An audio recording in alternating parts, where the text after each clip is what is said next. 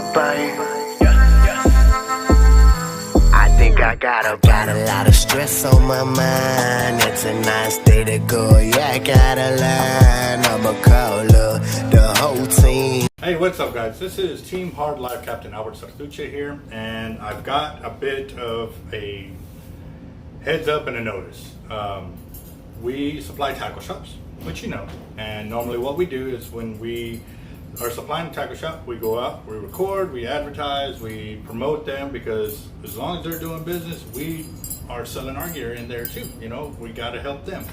However, one of our tackle shops has decided to go another route, and that's without us.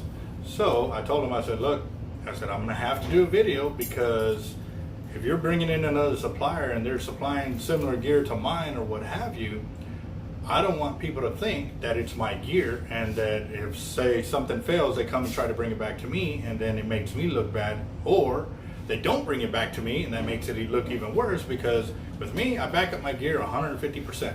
You know, if something goes wrong, you let me know. I'm on it. I'm trying to figure out the best way to create the gear so that way nobody has any worries or concerns when they're buying fishing tackle. However, if we're not supplying them, then I can't, I can't cover it. You know what I mean? It's no longer my gear in that shop. I know there's a few things that were left in there. The last time I checked, I tried to several times put in tackle so that way they can stay up to par. I even offered doing it on consignment, getting the gear in there so that way they can make their money and then they could pay me, because at that time I had enough gear in house that I could do that with, you know what I mean? And I hadn't offered consignment to anybody in a long time. Like, it's just something I can't afford to do, because if they turn and burn on me, then I'm stuck without, and that happened to me several years back. There was a company down in South Padre that we went down there. I paid out of pocket to put up the pegboards, and it was a brand new pegboard, and we did like 20 pegboards, and those are like $30 a piece, plus all the screws, all the time, gas and everything going down there. My team went with me to help me set it all up, and we spent a whole Friday and Saturday fixing their shop, and then we put on like $7,000 worth of tackle. He was selling, he'd make a payment, he would sell, make a payment, and then just disappeared on Bob, and then, no call, no show. He would say, oh yeah, I'm gonna send payment. I'd get a few emails, and it never went through. So, ever since then, I've been real skittish about doing it. But since he was already established, I wanted to help him out the best way I could. And yes, times are tough, so I was digging down a little bit too to try to help them out.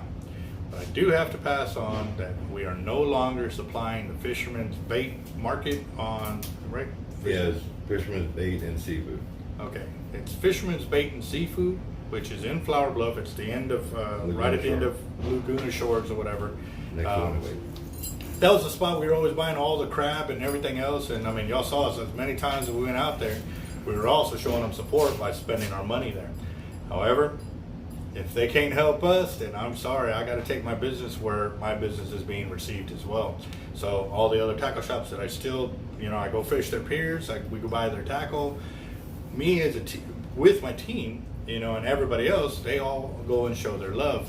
But at the same time too, if they're not helping us, I can't be doing and reciprocating that, just because they're open and they're another tackle shop. They've got to be helping us out as well, because it's a lot of support. Like I said, we're digging down with what little we have to help them out, and we're not getting in return. So sorry to say, I really don't like doing that, but at the same time, I've got to protect our image of our tackle and stuff, and I don't want other people saying, well, he referred us there and our gear's not there.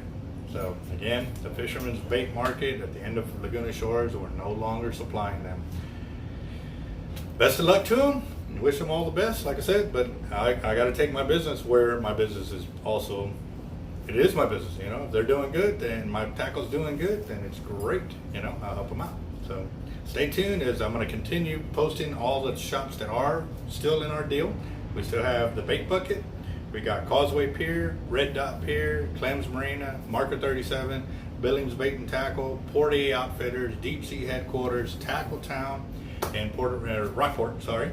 And, we've got actually a bunch of stripes and stuff like that, but that's through a distributor. So if you see our gear in the stripes in Aransas Pass, Portland, And even over here in Flower Bluff, Flower I've Bluff, actually seen Ingleside. Yeah, Ingleside as well. So You again, got fin and feather too now. yes, fin and feather. Y'all saw me catch the big old black drum, get in that cold water for a drum, but it was definitely worth it because that was a monster black drum, my biggest, and it was definitely worth getting wet over. So again, guys, said we'll keep y'all posted on things going on, and this is a very important one. Like I said, I got to show love and support where we're being shown love and support the same way. So y'all have a good one.